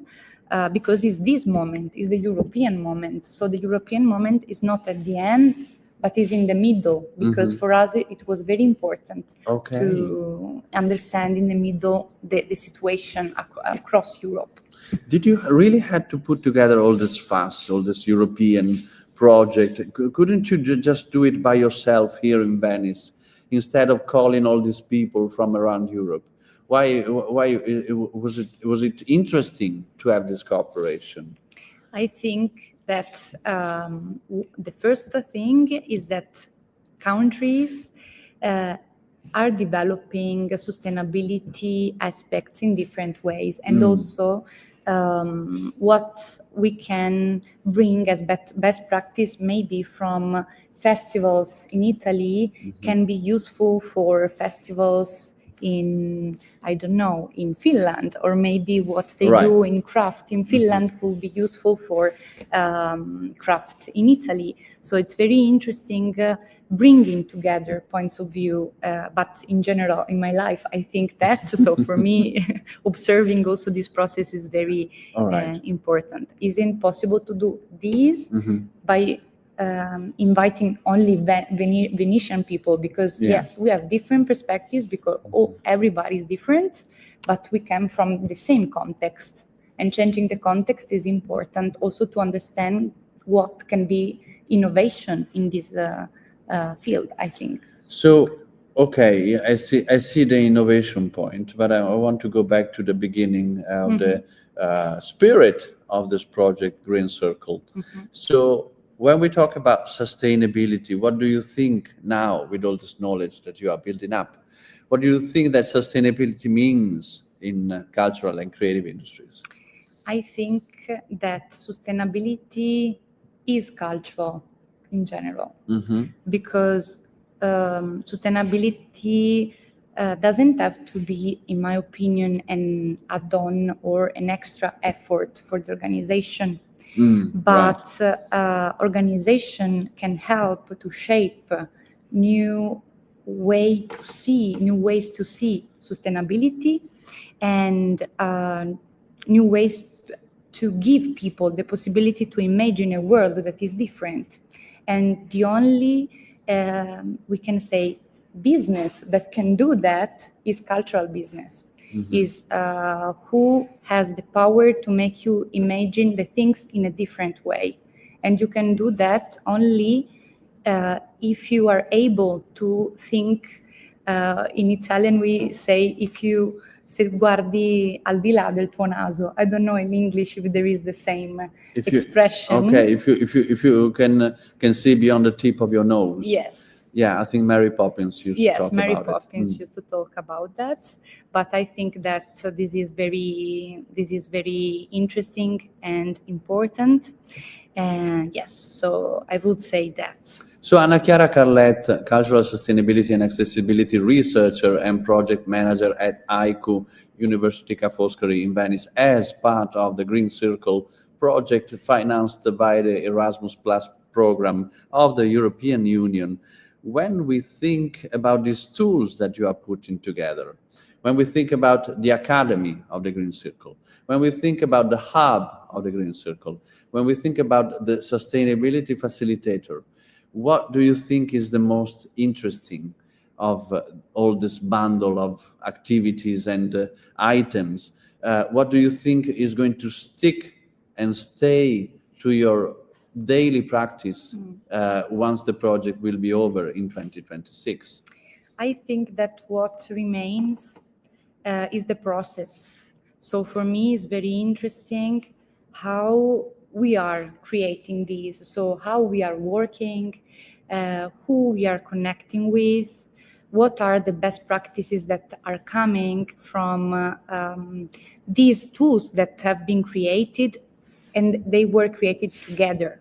So it wasn't a work by every single partner that was pushed then together, but everybody has found a place in the project. So I think that the process will be the thing that I will remember the most after the project finishes. But of course, I will remember also the outcomes and the inputs that every person gave to me and gave to our organization. And I think that also to be sustainable, you have to change the process. So this, I would say. So, do you think that all your colleagues are also interested and involved in this kind of process? Do you think that your colleague Anna Battistella, Anna Starbeating, do you think that she's going to be interested in knowing more? Are you going to share this information with her, for example? Yes, of course.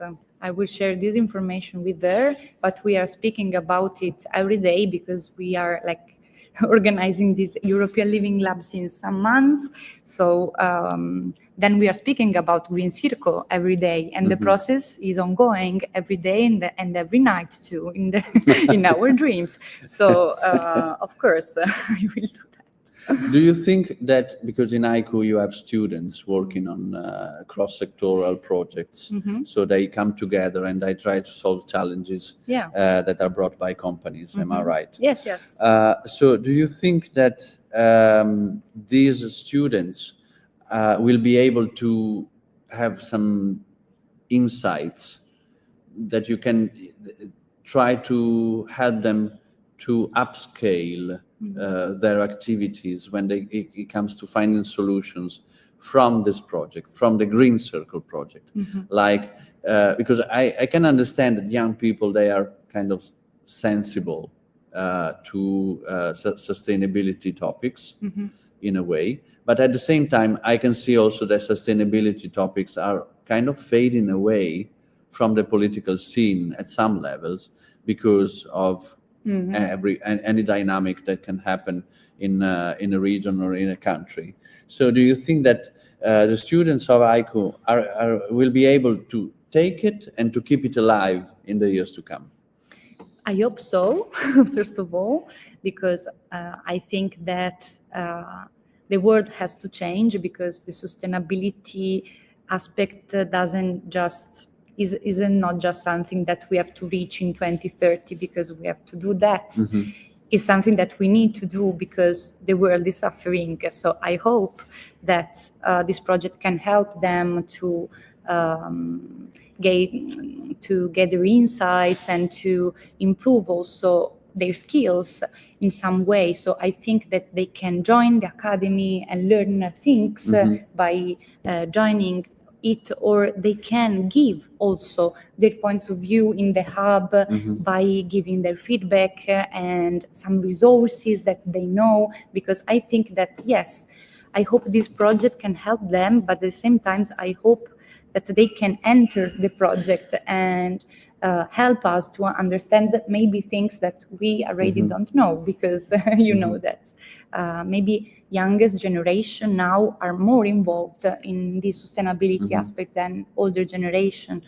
And also as they see sustainability has changed during time, and also, for example, sustainable design, or yes, it is something new, but for them not. So and let me know during these days. Now we are here in Venice with Radio Deus live from Venice, because the GreenCCIrcle project is here during these days, like a traveling show with a man making potions and so on. So have you learned something specific, like a very, very practical example of something that you're going to go home tonight after these days of work? yes. Like this very specific thing that you learned. Yes, for example, why we are here, we are in a special place because now in this moment we are in Santa Polonia Auditorium. That is one of the rooms of San Marco, Procuratoria of San Marco, so very near to San Marco Basilica, San Marco Church. And as they explained to us, and why we choose this place is because this place has changed during time and has changed also the way of being experienced. So at the beginning it was a church, then it was a sort of craft factory, then now is a place where people can come and meet and create new things. So I think that also this place where we are in is an example of sustainability, of reuse of something that becomes something else. So I think that we are here for this reason. We are in the heart of one of the most beautiful city in the world for me. And but this is beautiful not just because we can say, wow, beauty. It is a place that cannot be like scheduled like one thing, but it is a lot of things. So I think that I will bring this at home, and I hope that all participants or people that are here now for the European Living Lab can have a nice remembering of this place and of what we did. For sure. One last question for you, Anna Chiara Carlet, researcher and project manager at ICU. So what do you think CCIs need to become future-proof, to stand the test of time? Okay, is a nice question. Thank you. It's not me writing it. It was our friend Lucas Belting. Thank you, Lucas. It's a very difficult question, this, for me. Also because I know that,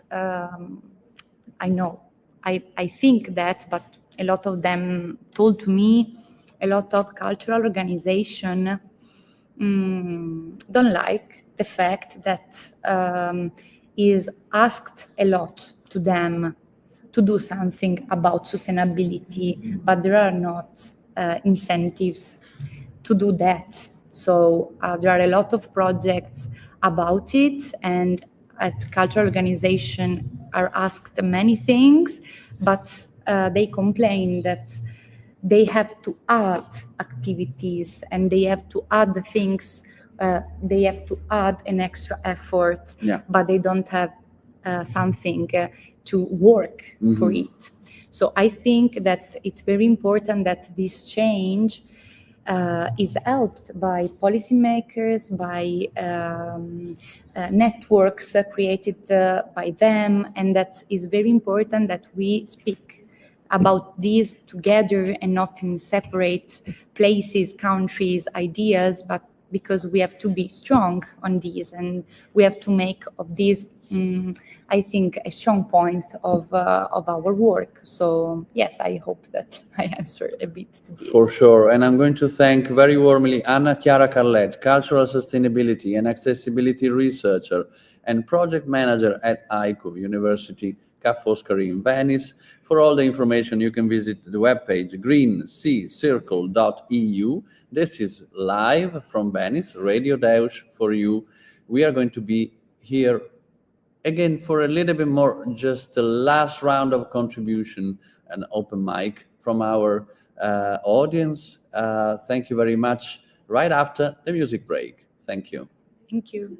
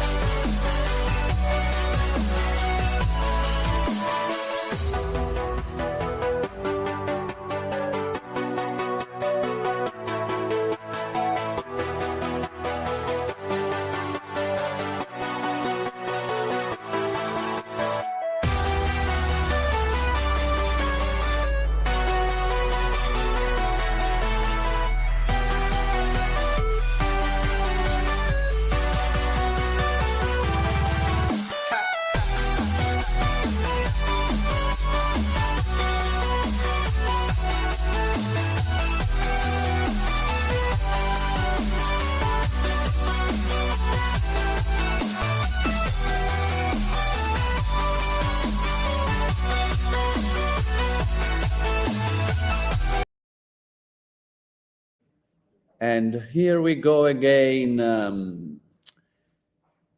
Here we are live from Venice for Radio Deus, a special edition for the GreenCCIrcle project funded by the Erasmus Plus program of the European Union. And I'm quite lucky today because for this open mic, our first guest is Queen. Hi, Queen. Hi, Boris. Nice to see you. So, Queen Bonte, you are currently living in Ireland, Mm-hmm. and you happen to be here. I want to understand who are you, why are you here, and what did you like about this session that you had today? Yeah, thank you.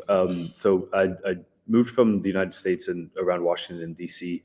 to Ireland in 2021 at the end of COVID to study my master's degree in business. And something that I brought with me was a kind of a deep passion for entrepreneurial methods and frameworks and applying them into what I've found myself more around now is kind of sustainable business practices.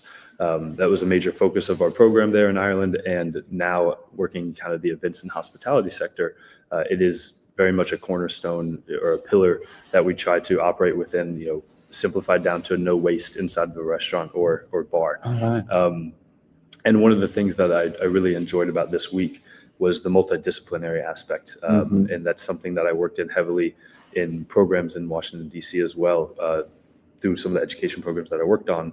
And I always found that it was the most interesting and kind of the most rewarding workshops that you can do.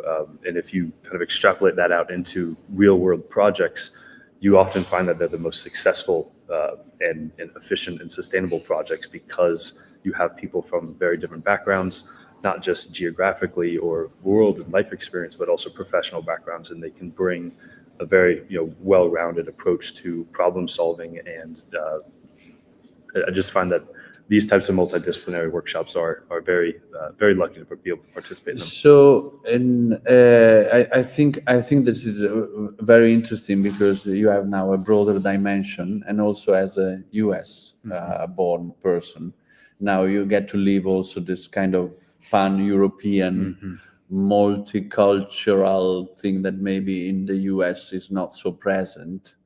Are you going to want to do it again? Do you think that this kind of exercise is useful? Yes, absolutely. I try to bring my own twist on these workshops into kind of early stage startup tech founders in Dublin. So kind of practicing what you learn and trying to teach others as a way to cement those ideas of facilitation, but also the ideas that you are trying to instill on other people in various different sectors, say, blockchain or crypto, or even, traditional technology development. Can we say crypto, bro? No, not for me. Please don't. But I am a big supporter of kind of exploring new technologies and the intersection that they might have with. I understand. The creative sector. Do you think that you are relearning English in Ireland? Yeah, you could say so, especially a little bit of the slang and the vernacular. But I'm very much appreciative to learn from the people that I've met in both the master's program, but as well as the people I meet every day in the restaurant and behind the kitchen lines and behind the bar. There's a lot of great people. Like from English from the streets in Dublin. Thank you very much, Queen. It was a pleasure to exchange with you. This is Radio Deus live from Venice. We are going to listen also the voice of Mrs. Trevisan. Thank you, Queen. Thank you very much, Boris. So if you can come here. Madame Trevisan, am I right? Your name is right. You're Laura Trevisan. Hi, Laura. How are you doing? Hi, everyone. Good afternoon. Thank you for being here today at Radio Deus, live from Venice for the GreenCCIrcle project. Laura, can you introduce yourself and explain why you are here? Thank you very much. So, I'm here to participate in this very interactive, as you said, living lab. To get my experience from Spain. Actually, I'm Italian, but I work for two Spanish organizations.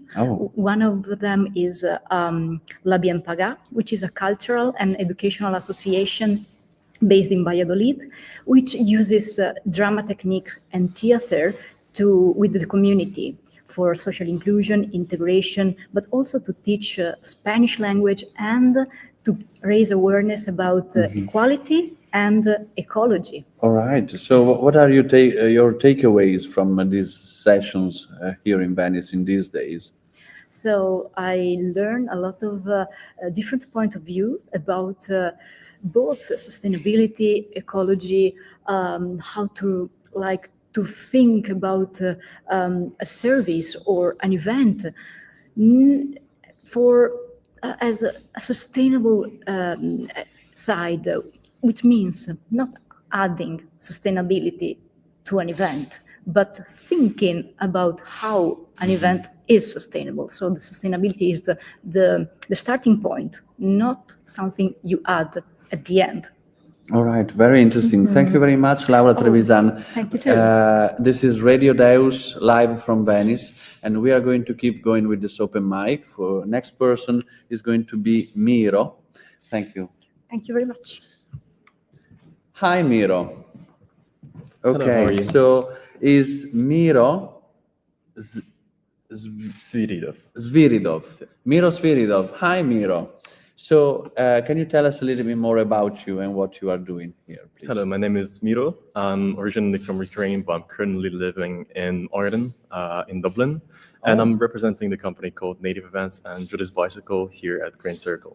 Okay, so you are part of Julie's Bicycle with Megan Best. I am indeed, yes. All right, fantastic. So what has been your impression about this event today? I've been absolutely fascinated with the work we have done so far. We've had a lot of different workshops on sustainability in general, and it's been an absolute pleasure to meet so many different professionals from different sectors in culture industries, and just basically deepen my horizons and just learn a lot about what struggles, challenges, etc. we have in the industry. That's very good. Thank you very much, Miro. It was lovely to meet you. Thank you so much. So this is Radio Deus live from Venice. Here we go again with a last open mic contribution. Hi. Hello. So we have Marta Lovato, which is, I don't know, are you relative to Demi Lovato? No. I don't think so. You don't think But it's so? possible, Okay, maybe. possible, maybe. You know, Hi, cousin. hi. So can you introduce yourself and tell us what you are doing here today? Of course. I was very kindly invited by ICU Research Center of Ca' Foscari Foundation because I'm the sustainability manager of Sant'Arcangelo Festival, that is Wow, a performing okay. arts, a contemporary performing arts festival in Sant'Arcangelo di Romagna in the province of Rimini. And so I follow closely this line of work. We've also recently developed a platform for sharing objects and appliances amongst festivals and events, which hopefully will end up on the GreenCCIrcle hub. I also work for an environmental NGO that has a program for consultancy of cultural organization for the ecological transition. So, ASUD is based in Rome. And we've also developed with them a platform to help cultural organizations, and especially organizing events and festivals, go through the change that is needed to go towards sustainable activity. so Mrs. Lovato, what has been for you the nicest aspect of this adventure these days in Venice? Well, definitely getting to meet so many people from so many different sectors and different parts of Europe and beyond, because I think in general, in this kind of events, the networking and the possibility to take time and actually give space to sharing and to getting to know each other, and understanding that many times, even in different contexts, the problem and the challenges are very similar. All right. Thank you very much. A pleasure to meet you. Thank you. So this is the end for us today of Radio Deus special edition live from Venice for this very special project, GreenCCIrcle, Sustainability in Cultural and Creative Industries, a fancy way to call arts and culture. You can visit and get all the information on the webpage, www.greencircle.eu. My name is Boris, and I am your host. It has been a pleasure to be here today with the support of our technical staff, and namely Lucas Belting and Giulia Fornari here in Venice, and the technical staff in Matera, which I love very much. So thank you all, thank you, and see you very soon for another Radio Deus, and follow the GreenCCIrcle project. Thank you, bye-bye.